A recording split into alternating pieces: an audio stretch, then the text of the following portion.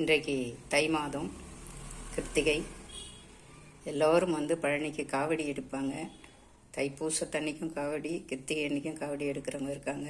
முருகனுக்கு மாலை போட்டுன்னு பழனி மலைக்கு போகிறவங்களும் இன்றைக்கி கிருத்திகைக்கு போகிறவங்களும் நிறைய பேர் இருக்காங்க.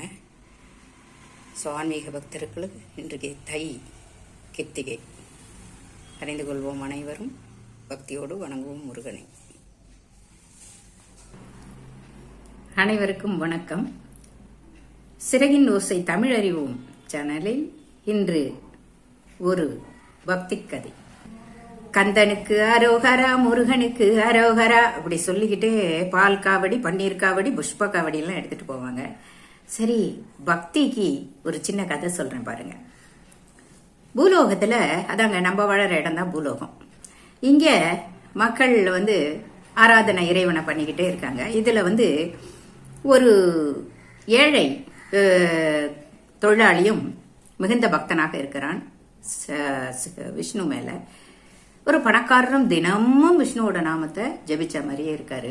நாரதர் பாக்குறாரு, செல்வந்தர் ரொம்ப துன்பத்துல இருக்காரு. நாரதர் போய் விஷ்ணுகிட்ட கேட்கிறாரு, ரொம்ப துன்பத்துல இருக்காரு, அவருக்கு ஏதாவது பண்ணக்கூடாதா அப்படிங்கிறாரு. சரி, நான் ஒன்னு சொல்றேன், அத போய் அவர்கிட்ட நீ கேளு, இதுக்கு யாரு சரியான விடை சொல்றாங்க பார்க்கலாம் அப்படின்னு சொல்லி அனுப்புறாரு. அப்ப இவரை நேர போய் செல்வந்தரை பாக்குறாரு. செல்வந்தரை பார்த்து எப்படி இருக்கீங்கன்னா அவர் சொல்றாரு, விஷ்ணு இப்ப என்ன செஞ்சுக்கிட்டு இருப்பாரு அப்படின்னு கேக்குறாரு. இப்ப அவரு ஒரு ஊசியோட காதுல யானைய நுழைச்சிட்டு இருக்காரு அப்படின்னு சொல்றாரு. ஊசியோட காதுலயா?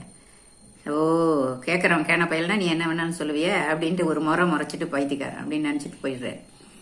அப்புறம் நேரம் அந்த தொழிலாளி வீட்டுக்கு போய் இதே சொல்றாரு அவரு. உடனே அந்த தொழிலாளி சொல்றாரு, பகவான் எப்பேற்பட்டவர், இந்த உலகத்தையே தன் வாயில காட்டினவர், ஒத்த விரல்ல மேருமலையை பிடிச்சவர், இப்படி இருக்கிறவர் கோவர்த்தன மலையை பிடிச்சவர், அப்படி இருக்கிறவரால இதெல்லாம் பண்ண முடியாதா என்ன அப்படின்னாரு.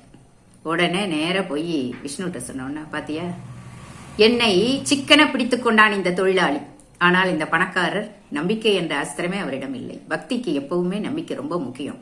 அதனால் நாம் பக்தியை நம்பிக்கையுடன் செய்வோம். நன்றி. மீண்டும் அடுத்த பகுதியில் சந்திப்போம். நன்றி.